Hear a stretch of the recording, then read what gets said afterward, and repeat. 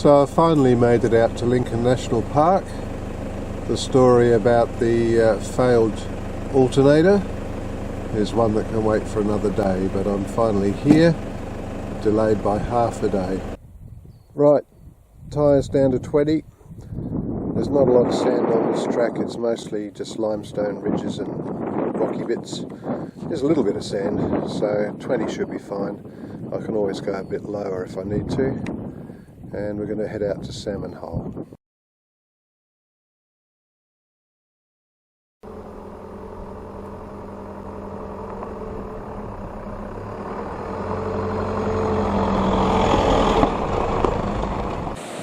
Two years almost to the day back at Salmon Hole.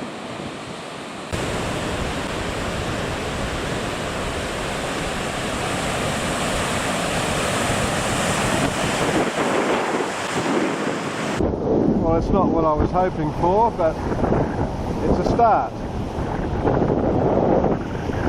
Little salmon.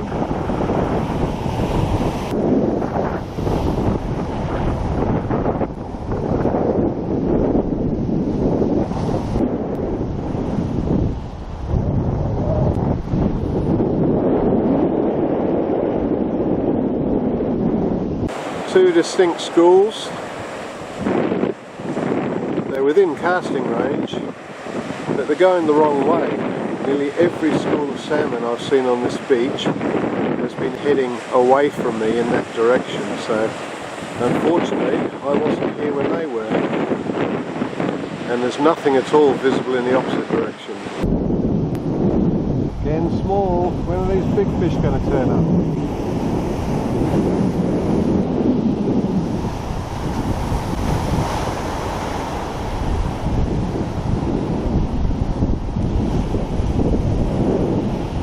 Very small salmon.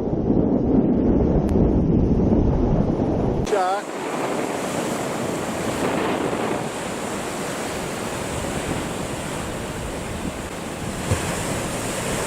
Hope he doesn't eat my pilchard.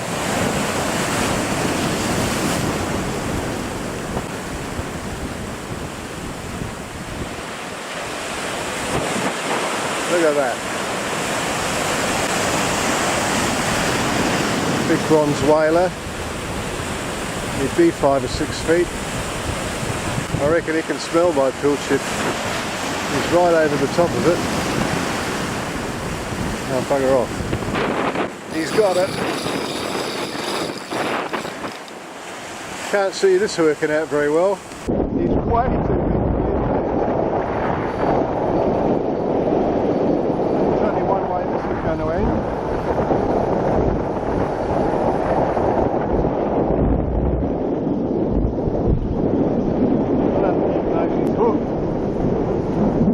That's about 5 foot of bronze whaler. There's no way I'm going to land that. I hope he bites me off.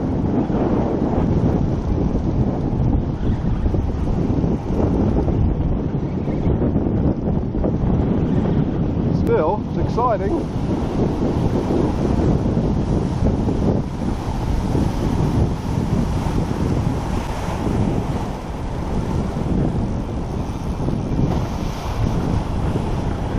Nah, he's bitten me off. There he goes. A bit more than that than he thought.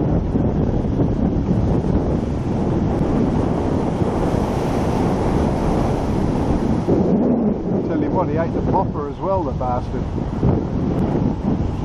Now we've got a bloody great black stingray. Don't want him either. In fact, there's two. There's a smaller one there as well. Look at the size of that. I think I might not cast out for a couple of minutes.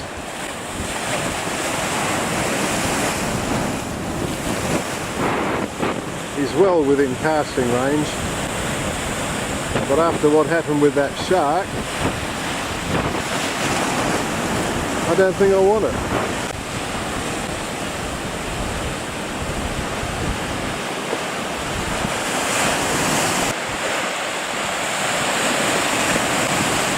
He's only about 30 feet out. Obviously smelt the pilchards I've had in the water. You can actually see my shadow, that's how close he is. huge. We've got a seal. It's all happening. This has all happened in about 5 minutes. The shark, the stingrays, and now the seal. No wonder I can't catch a fish.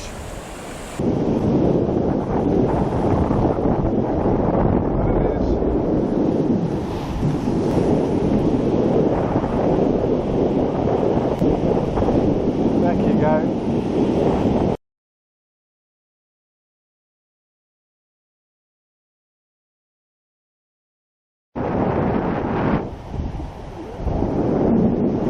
And the tide is starting to drop now. The water's getting cloudy, which is not good. So I'll give it about another half an hour and I think it'll be time to go camp.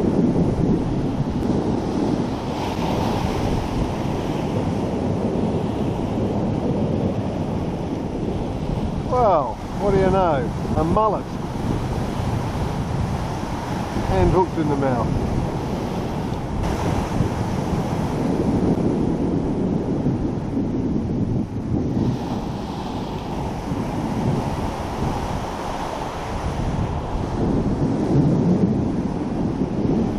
Well, I didn't want it to happen.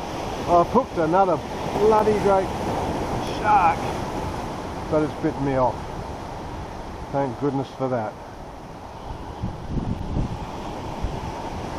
Probably see it out there just where the wave's turning. Oh no? Oh! I've still got it, whatever it is. No, I haven't.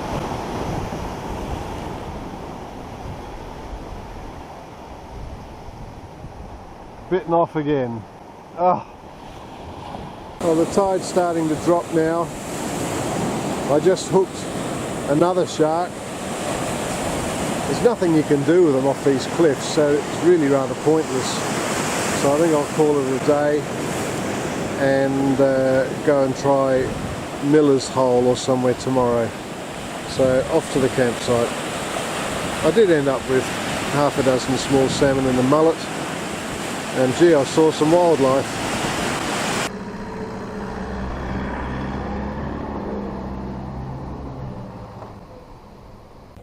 This will be my campsite for the next couple of nights on the shores of Proper Bay. So this is my campsite tonight and tomorrow night, Wiseman's Hut. You can see the old concrete slab where the hut used to be. This is Proper Bay, as it's called. And across the water in the far distance you can see the silos and buildings of Port Lincoln.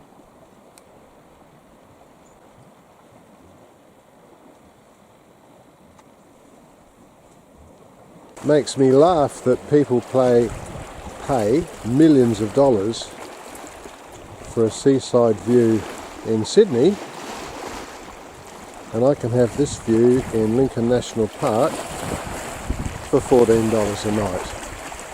And tea tonight, pasta with a stir-through sauce, which is sun-dried tomatoes and roasted garlic. Lucky I'm by myself, probably. Anyway, that'll go down a treat after a hard day at the office. The sun sinks into the western sky. Beautiful scenery, beautiful spot. Shortly to bed and dream of that big salmon that's so far eluded me.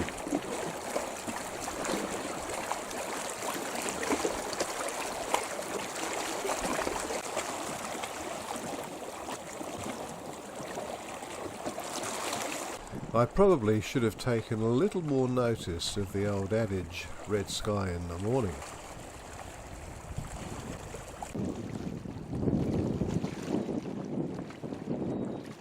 It's a few emus.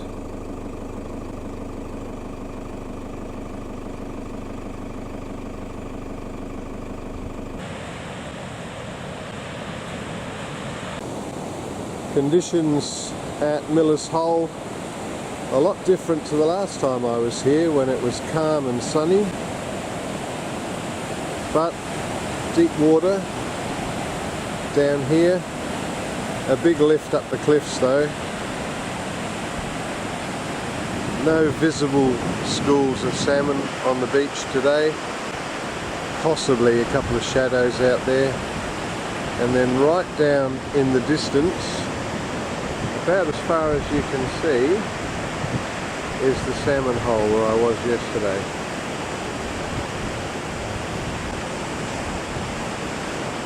Down there. Right, I've upscaled my tackle because of the lift involved here. So I'm running heavier braid and a 50-pound leader. I'm not expecting a great deal to happen for an hour or two because the tide's just about dead low, but you never know. As I said, I've upgraded. I'm using a 12-foot rod this time instead of a 10-footer. Bit stirred up out there at the moment. Bit of a murky day all round, and high tide's not till later on this afternoon, so nothing much for a while, I would imagine.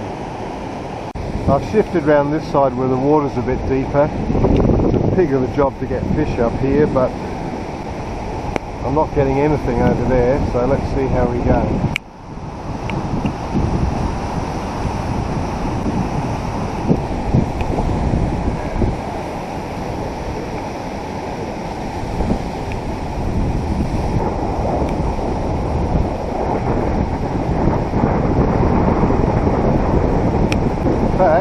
I've got two.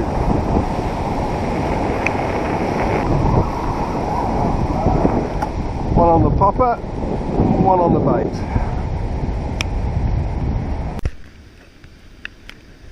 Well, this isn't much fun.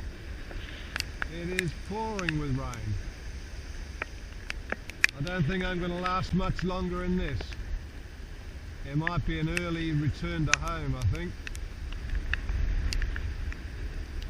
Oh, I've got a bite, I've got a fish.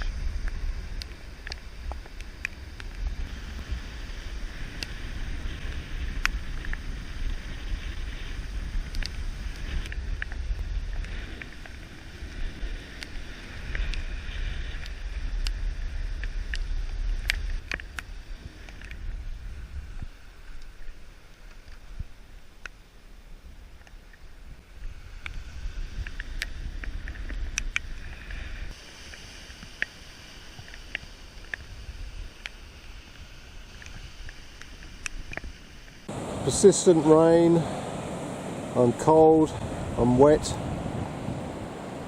and at this point it doesn't really look like it's going to improve, but it could. So I'm going to have a look around and check out a couple of other spots.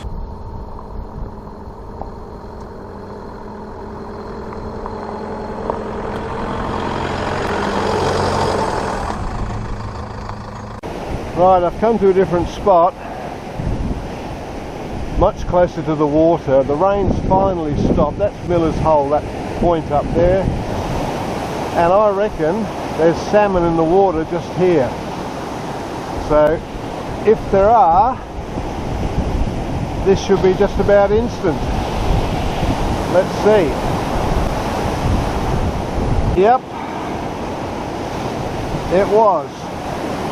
But how big?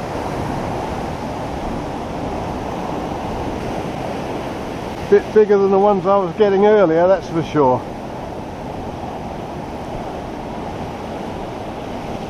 It's better. So there we go, a slightly bigger Australian salmon. On again.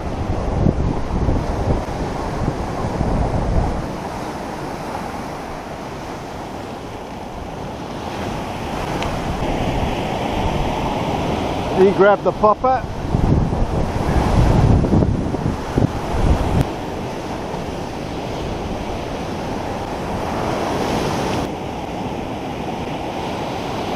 Two.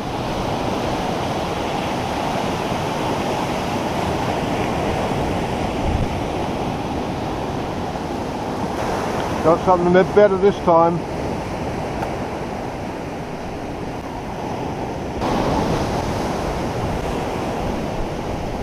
Two. Oh, the bigger one came off. Oh, the bottom one was a beauty. Bugger. And another one on the popper.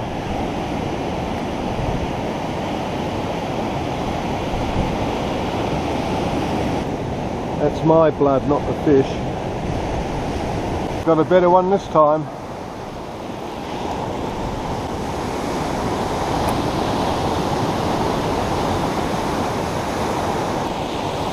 Now comes the hard bit.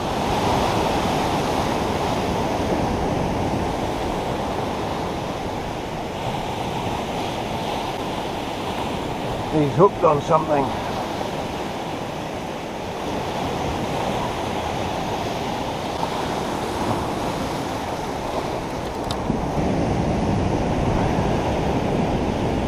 I've been waiting a long time for a bigger salmon.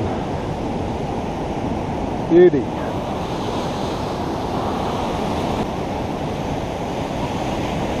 Two more.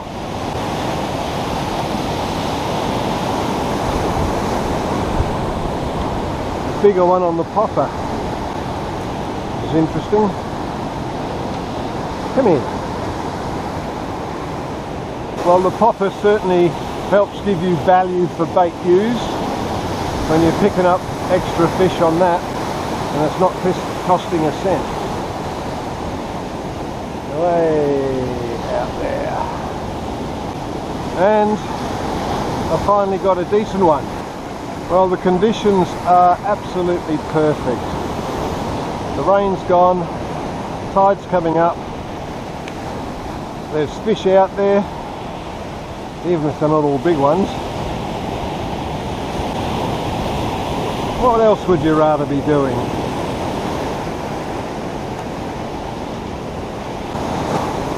Better fish.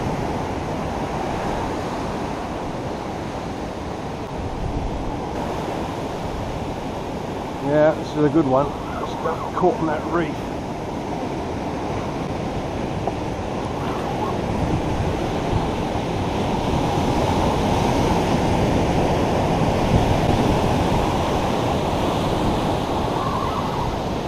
Oh, from the popper too. And the hooks are caught up. Oh dear, it's not looking good. Oh yeah, we've got him free. There we go. Woohoo!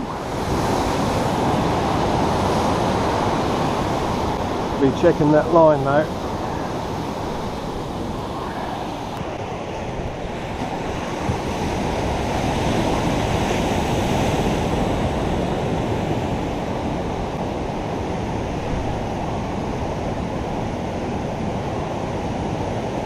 People sometimes say, how big do salmon grow? Well, this is probably not much more than a kilo and a half. I've seen them up to 5. And that, I can tell you, is a fight. Here we go. What a beauty. I think you'll see when you're all that reef down there and that sharp limestone, that's why I run 50 pounds. Anything lighter, you'll be snapping off a lot of fish. Right, another big one please. Another good one. Well, goodish. Good fight, all the same.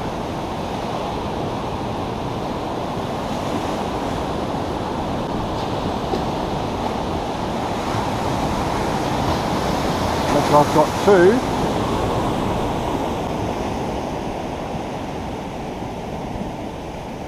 He's on the reef. Yep, that's the end of that. Right, well, re-rigged. That was about $5 worth of terminal tackle went west end. The braid actually rubbed through, it wasn't the line, but more importantly I lost a popper. So I'm going to try a red one this time.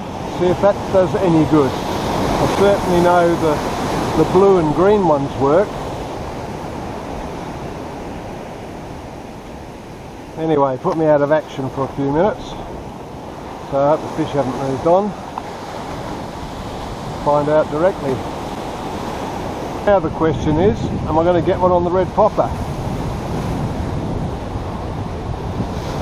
I can't see why not. Red's a good colour for any lure. Hey, well there's your answer. One on each.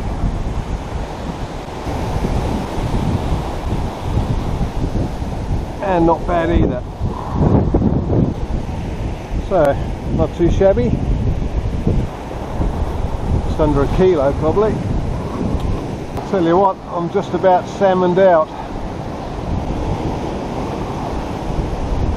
It's just non-stop. Salmon are a very willing fish. They hit hard and they fight hard. You certainly know you've got one on.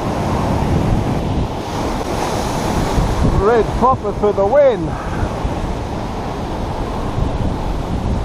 I mean, that's a pretty good fight for a fish that size, isn't it? You have to work for them.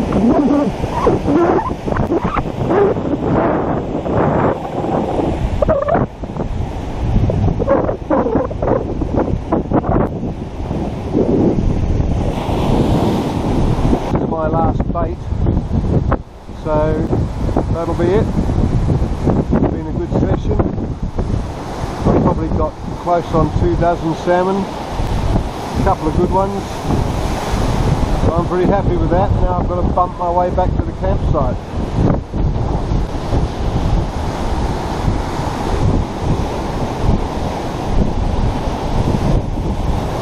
This spot, by the way, is called Wiseman's Rock.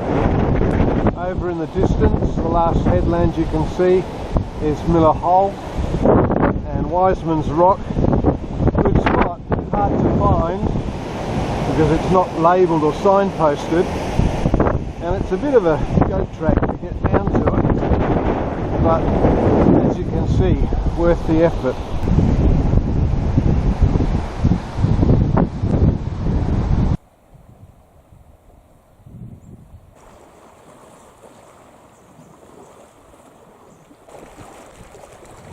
Could be a wet final night in camp. Looking a bit threatening.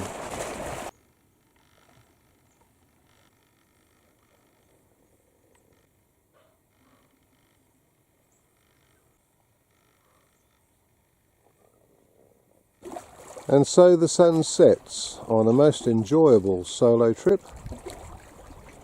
A 7-hour drive back to Adelaide tomorrow, and then all the cleaning up. But it's been good.